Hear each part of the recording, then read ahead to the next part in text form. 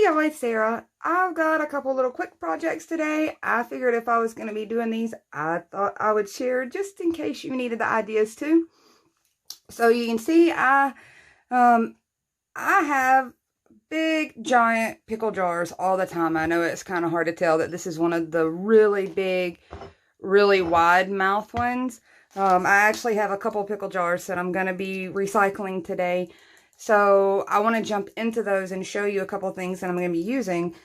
I'm using this really wide mouth one and then the next size down, which is slightly smaller. I'm going to be doing projects with both of those. So for the bigger one, I'm going to be using some of the Dollar Tree nautical rope. And maybe if I can pick these up, these are just the little jump ring, key rings.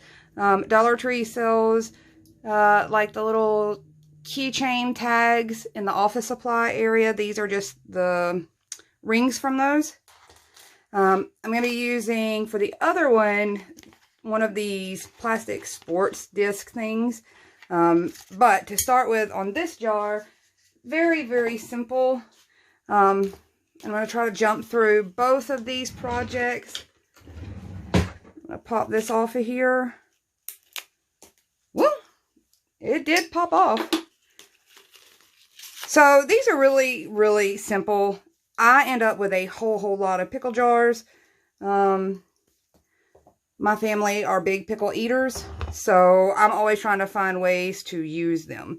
So all I'm going to do is come around and kind of gauge my first two layers here. I think I'm only going to go around this twice on this rim. That looks like that's about all that's going to fit. And one of the things that I wanted to make sure that I did is this one has like a tiny little date stamp that you almost can't see.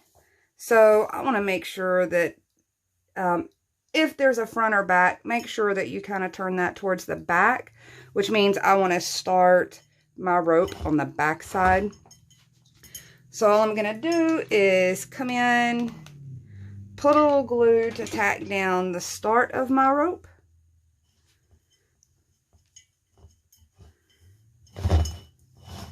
And you don't have to glue the whole thing around, just kind of strategically to keep your rope in place.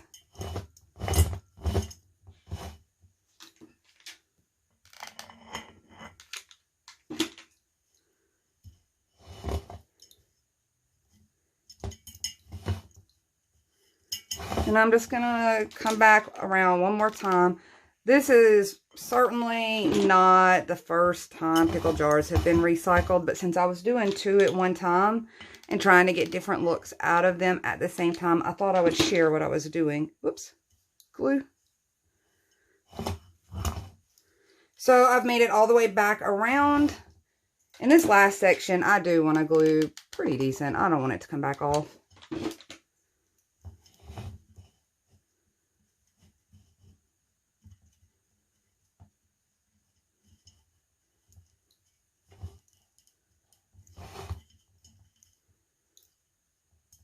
I'm just hitting right to this point and I'm going to clip it. Okay, it's all clipped. Here we go. It's pretty finished out just at that point. All I'm going to do next is here down the side, and I don't know if you can see that, but there is like a slight little line there where it was manufactured, which just kind of helps me end up figuring out where I want to align these. And I'm just going to take a little part of this jump ring here, this key ring, and I'm going to pull it up through there and hook it in right along where that seam is. It just kind of helps me make sure that these are spaced out evenly. I'm going to do the same thing on both sides. And I don't feel like I got this one through very well. I didn't get the strands hooked that I really wanted to hook.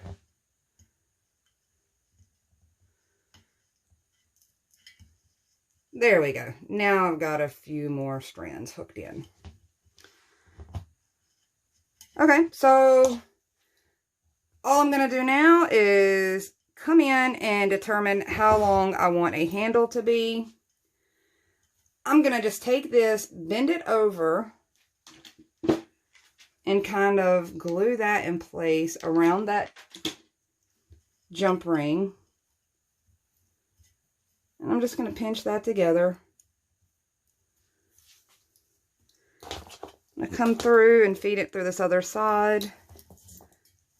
Just to kind of see, I don't need it too long. It's mostly just for looks. Do the same thing. I'm going to cut right about the same amount.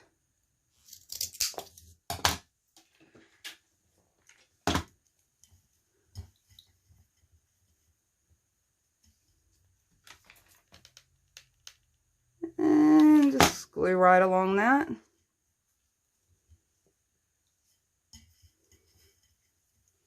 I'm going to reinforce this side a little bit. I feel like it's fraying a little more than I want it to.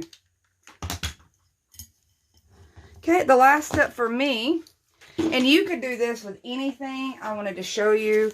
I've got like some heavy duty, thick, really thick metallic vinyl in this silver. This is like silver package lining that came out of something. You could use aluminum flashing like your turkey pans or something like that. Just cut that down. I'm just going to come in and take about an inch. And I did not even measure that out. I just kind of eyeballed that. So I'm going to take this, and it is pre-sticky to begin with, but it's not sticky enough, so I'll have to glue mine. But I'm just going to come right around right here.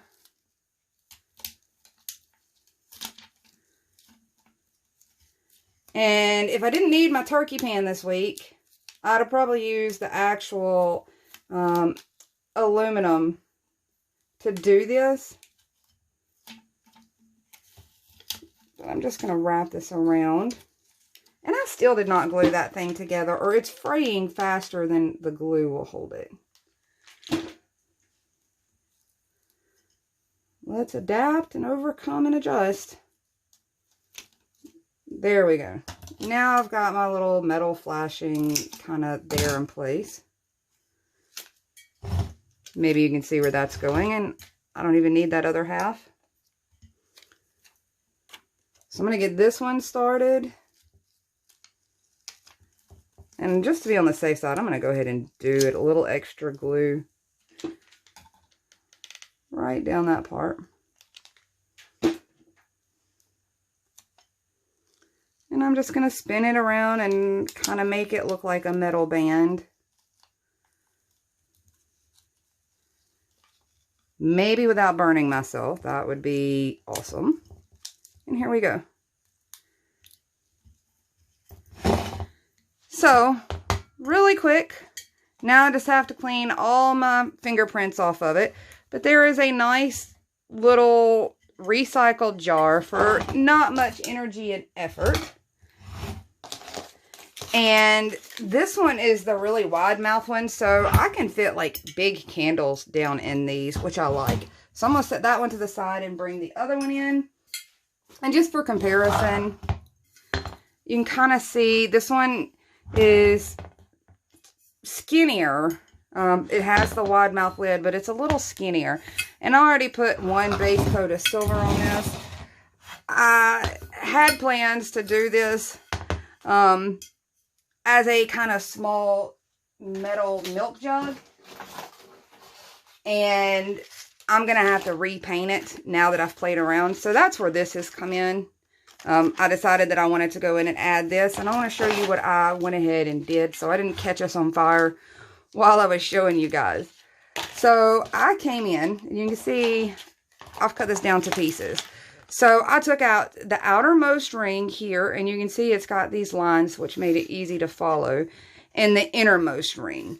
And in that process, in order to get like really nice edges, once I cut it down with scissors, and you can entirely cut this with scissors. I use little small baby scissors like this size and cut all of this off.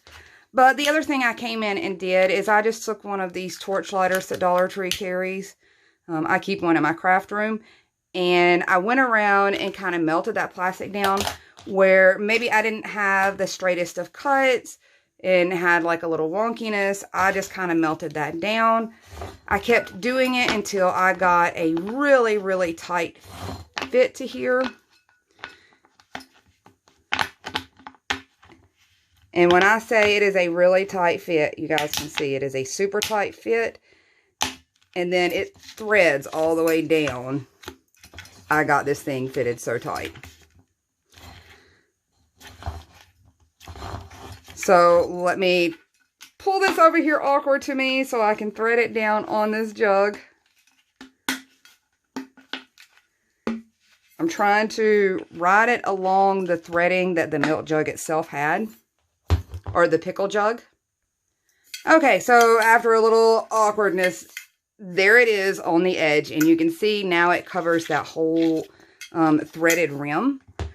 So when I cut the outer edge, this is what I ended up with. And I'm not sure how much of this I'm going to use. This was the longest ring around. You can see it's the longest ring around there.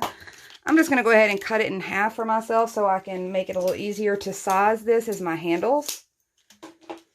So this one is kind of a 50-cent recycled craft, to be honest.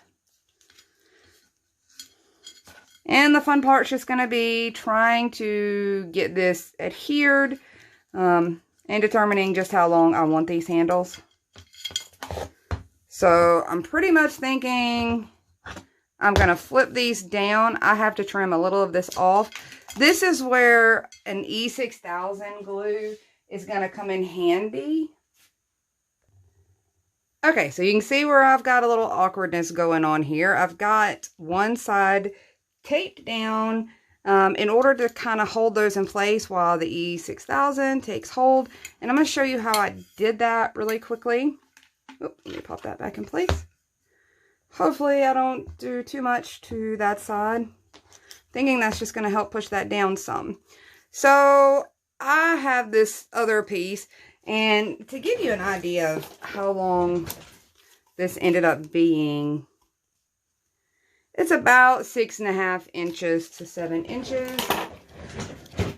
I have taken the two edges at about 1 inch and really kind of bent those and creased them, and it wasn't hard to do. You can see it's got a nice little crease there, and I was able to do that just with my fingers. So you can kind of shape this, and it would be so much easier if you were using like the aluminum from a disposable pan or something like that. But I was able to do this whole thing out of just one of these. So it makes it a 50-cent craft. So now you can see how that shape is. These portions are going to come around. And maybe you can see you're going to kind of bend that around and glue those in place there to come up like a handle. So I'm going to try to sit and maneuver that. I'm going to get my little crease in there just a little better. You can use, by the way, I wanted to mention that you can use a heat gun. If your little cone thing is all wonky shaped, you can use a heat gun or a blow dryer. This is such a thin plastic that it really helped for me to heat it up to reshape it when I was trying to do this section here. But mine was in a funky shape when I got it. So I've got my E6000 on there, and just to try to speed this up a little, I'm going to try going around that with a little hot glue also. And I'm just going to bring this over and awkwardly place it. It's a little weird to try to do this. That's why I did the first one off camera. I'm just going to come in with some tape and tape that down fairly tight. I'm going to give that E6000 the opportunity to dry on there, because hot glue itself is not going to be enough to secure this down. And before I have an incident, I better clean this up and wipe that off. I'm not sure about anybody else, but I have somehow managed to glue the lid onto my E6000 more than one occasion. So I'm going to let this sit and harden, and then do a quick coat of spray paint and come back in and do my faux finish on it. Okay guys, so I'm somewhat kind of dry here, and you can see that I went back in with hot glue after I did the hot glue in E6000 and tried to make it look like there were some welds on here, because I like to go in and make my welds look rusted. However, you can see that I went a little heavy-handed and messy with my hot glue. So, do a little better job than what I did. Normally, I'm a little more accurate than that, but every now and then, my gun is a little hotter than I anticipated, and the glue flowed out a little faster than I had planned. So, it's got a little more rustic look than I had intended, but I'm still going to work with this and keep going. The next thing that I'm going to do is I'm just going to bring in a little bit of paint. I've got some black and some brown, and it doesn't matter. I'm using Waverly ink and antique, but really it's not going to matter. Whichever paint that you happen to have in your paint stash, that kind of will work for you. It doesn't have to be chalk paint on this. It doesn't have to be anything special. So I'm just taking my sponge that I usually use for my black anyway. I'm adding a little bit of black, but I am mostly adding clear because I don't want it to stick super hard to this. And I'm just going to age this out a little. And I'm not doing the galvanized look that you're probably used to seeing. I'm more or less aging this out.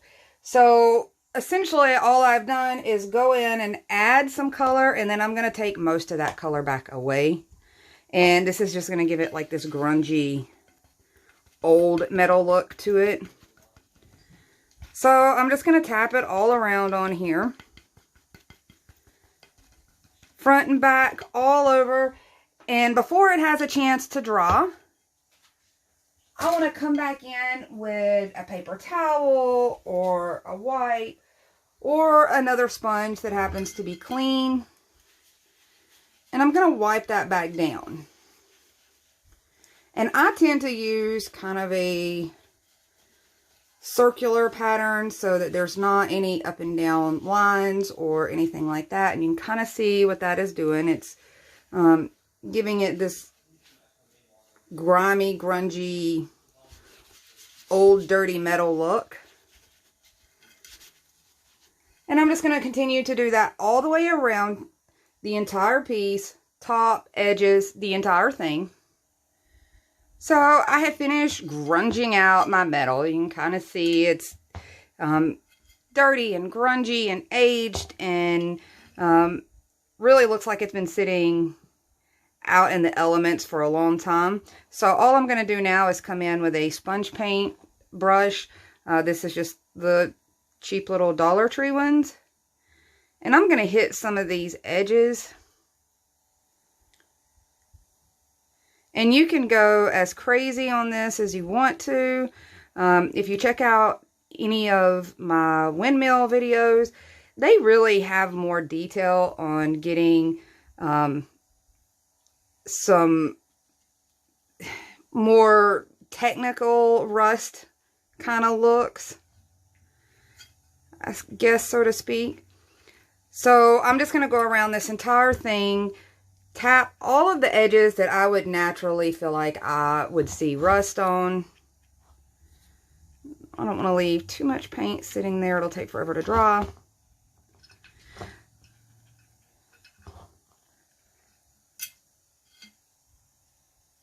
So I'm going to hit here around what should have been my welds. Although now with the paint on them, it really does give kind of a much older vibe. So I'm just tapping it kind of under the edges of things where moisture would gather, or anywhere it just kind of looks visually appealing to you. I would think somewhere around the neck, you would see a lot of it. Maybe along these lines where on the real thing, it would have welded seams. And I'm just dabbing it really lightly along there just to kind of enhance that line a little bit. I'm going to buff that out some. And you can kind of see where we stand here on the grunginess. I really wanted this old kind of funky look. That is kind of a direction for me. You could always go any other direction that you really wanted to. I just wanted to throw the idea out of reusing these things. If you're one of those families that have a lot of these like I do, I have been trying to come up with lots of ideas on how to use them. I have recycled them for storage as much as I possibly can. So now it's kind of on to crafty uses for it. So all I did there is, you can see I accidentally chipped my paint. So I just turned that into kind of a rusted, damaged spot. And this is pretty much the extent of what I'm going to do painting wise. I think the last thing I will likely do is probably come in with some ribbon. And I'm probably going to get paint everywhere because it's all still wet. But I will likely come in with some ribbon and doll it up a little bit. I don't want to do too much. I don't want to get my ribbon all icky. The one thing I did want to point out is what's really helpful is that the pieces that we used were orange. And even if you don't get the best paint coverage on the edges, that orange starts to show through like rust, and you can almost see it right on the edge of there maybe. So I kind of wanted to point that out, and that was it. I know that was kind of a mess there getting to that point. I was really concerned about my little funky kind of welds there, but now that it's all grungy and aged out, I'm really not disappointed in that at all. So that's it, guys. That's two different ways to recycle some of those big jars that a lot of us collect. And I like this version better than the versions where people use the bowls and stuff at the top, because I was able to cut into this and get it down on this lip and hide all the threading that was there and really almost make that look seamless. So just a few ideas, something that I wanted to throw together. I hope you liked it, and I hope you get a chance to do a little crafting also. And I will be back soon with a few more ideas. Bye, guys.